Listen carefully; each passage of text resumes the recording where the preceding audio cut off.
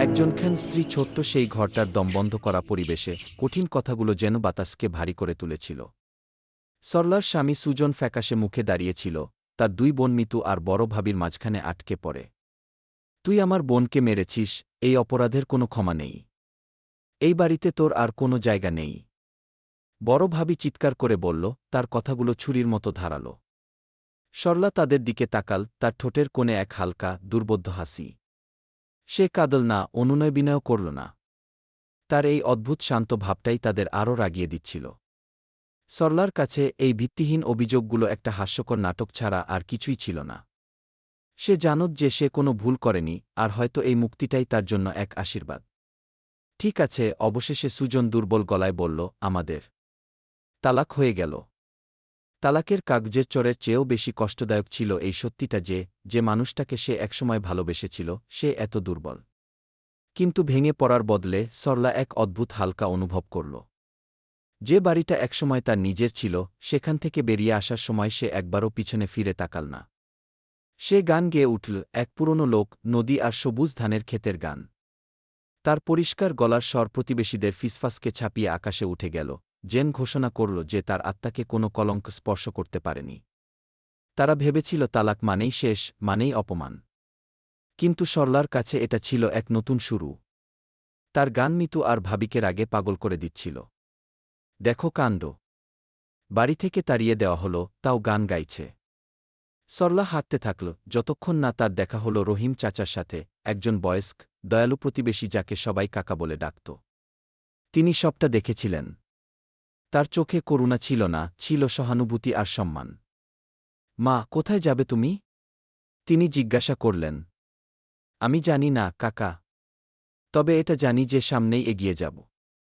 সরলা উজ্জ্বল হাসি হেসে উত্তর দিল।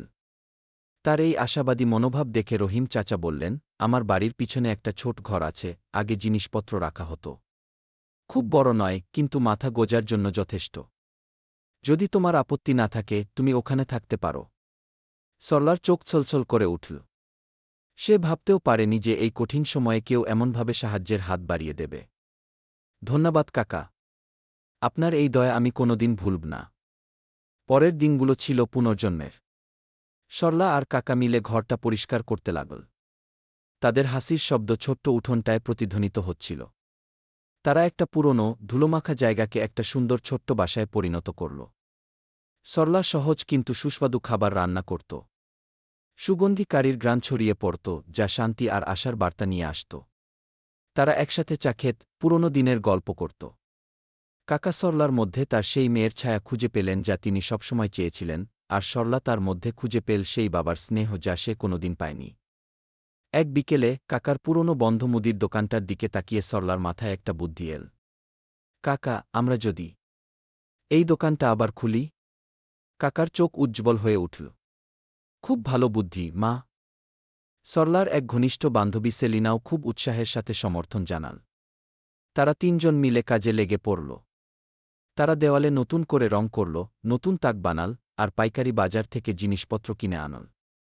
পরিবেশটা সবসময় হাসিতে মুখর থাকত। তারা ছোট ছোট জিনিস থেকে আনন্দ খুঁজে নিত, ভালো বিস্কুটের প্যাকেট বেছে নেওয়ার আনন্দ, তাকগুলিতে সুন্দর করে জিনিস সাজানোর উত্তেজনা, বা দোকানে বসেই একসাথে সাধারণ দুপুরের খাবার ভাগ করে নেওয়ার মুহূর্ত। দোকান খোলার দিন সরলার ছোট্ট দোকানে খদ্দেরের ভিড় জমে গেল। সবাই তাকে শুধু তার দোকানের জিনিসপত্রের জন্যই নয়, তার মিষ্টি হাসি আর আন্তরিক ব্যবহারের জন্যও পছন্দ করত। দোকানটা শুধু কেনাবেচার জায়গা ছিল না, হয়ে উঠেছিল পাড়ার একটা আড্ডার কেন্দ্র। মহিলারা এখানে আসত, জিনিসপত্র কেনার পাশাপাশি নিজেদের জীবনের সুখদুঃখের গল্প করত। সরলা মন দিয়ে শুনত, আন্তরিক পরামর্শ দিত আর সবার মধ্যে একটা ইতিবাচক শক্তি ছড়িয়ে দিত। সরলার সাফল্য খুব তাড়াতাড়ি তার প্রাক্তন শ্বশুরবাড়ির কানে পৌঁছল। মিতু আর তার ভাবি নিজেদের চোখকে বিশ্বাস করতে পারছিল না। যে মহিলাকে তারা ঘৃণা করে তাড়িয়ে দিয়েছিল, সে এখন স্বাধীনভাবে, আনন্দের সাথে জীবন কাটাচ্ছে আর সবার ভালোবাসা পাচ্ছে। তাদের মনে হিংসা আর নেশার আগুন জ্বলে উঠল। এক রাতে, যখন পুরো পাড়া গভীর ঘুমে মগ্ন, একটা কালো ছায়া সরলার দোকানে ঢুকে পড়ল। পরের দিন সকালে এক ভয়ঙ্কর দৃশ্য তার চোখের সামনে ভেসে উঠল। দোকানটা লণ্ডভণ্ড, জিনিসপত্র সব ছড়ানো ছিটানো, ক্যাশবাক্সের টাকাও গায়েব। কিন্তু কাদার বদলে সরলা শুধু একটা গভীর শ্বাস নিল। কাকা আর পাড়ার ভালো প্রতিবেশীরা দ্রুত চলে এল, সবাই দুঃখিত আর ক্ষুব্ধ। চিন্তা করো না সরলা, আমরা আবার সব নতুন করে শুরু করব। কাকা তার কাঁধে হাত রেখে দুই গলায় বললেন। ঠিক সেই সময়ে মিতু আর তার ভাবি সেখানে এসে উপস্থিত হল, যেন তারা খুব চিন্তিত। হায় আল্লাহ, কি ভয়ঙ্কর ব্যাপার! নিশ্চয়ই তুমি কারো সাথে শত্রুতা করেছ, মিতু বলল, কিন্তু তার চোখে ছিল আনন্দের ছাপ। তারপর তার ভাবি বলল, নাকি তুমি নিজেই এই নাটকটা সাজিয়েছ সবার সহানুভূতি পাওয়ার জন্য? এই নিষ্ঠুর অভিযোগ সরলাকে দমাতে পারল না। পুরো পাড়া তার পাশে এসে দাঁড়াল। তারা জানত সরলা কেমন মেয়ে। সবাই মিলে সাহায্য করতে এগিয়ে এল। কেউ বিনা সুদে টাকা ধার দিল, কেউ পরিষ্কার করতে সাহায্য করল, কেউ খাবার নিয়ে এল। এই উষ্ণ প্রতিবেশী সুলভ ভালোবাসা একটা দুঃখজনক ঘটনাকে একতা আর দয়ার শক্তিতে পরিণত করল। দোকানটা আবার তৈরি হল, আগের চেয়েও সুন্দর আর জিনিসপত্রে ভরপুর। সবার ভালোবাসা সরলার জন্য এক অশেষ শক্তি হয়ে উঠল। কয়েক সপ্তাহ পর সত্যিটা সামনে এল। এক প্রতিবেশী মিতুর ভাইকে ঘটনার রাতে দোকানের আশেপাশে ঘুরতে দেখেছিল। অকাট্য প্রমাণের সামনে অপরাধী তার দোষ স্বীকার করতে বাধ্য হল। সুজন যখন সত্যিটা জানতে পারল, সে লজ্জায় আর অনুশোচনায় ভরে গেল। সে সরলার কাছে ক্ষমা চাইতে এল। সরলা তার দিকে তাকাল, সেই একই হাসি নিয়ে। অপিছনে চলে গেছে, সুজন, আমি আর তোমার উপর রাগ করে নেই।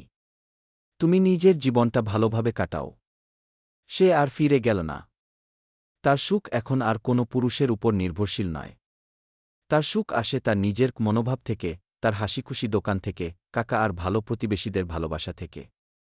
প্রতিদিন সকালে যখন প্রথম সূর্যের আলো তার দোকানে এসে পড়ে, সরলা হাসে। সে সাধারণ জিনিসের মধ্যে আনন্দ খুঁজে পেয়েছে, আর সে জানে, জীবন তার দিকে যতই ঝড় ছুঁড়ে দিক না কেন, সে শক্ত হয়ে দাঁড়িয়ে থাকবে আর নিজের গান গেয়ে যাবে।